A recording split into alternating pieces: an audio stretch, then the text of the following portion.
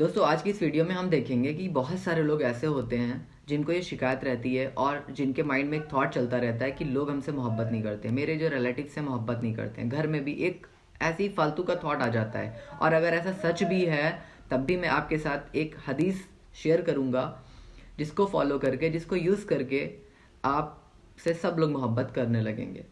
ایک بار نبی صلی اللہ علیہ وسلم کی خدمت میں ایک شخص حاضر ہوا اور اس نے نبی صلی اللہ علیہ وسلم سے کہا کہ یا رسول اللہ، میں ایسا کیا کروں جو اللہ تعالیٰ مجھ سے محبت کرنے لگیں اور ساتھ میں جو اللہ تعالیٰ کے بندے ہیں وہ بھی مجھ سے محبت کرنے لگیں۔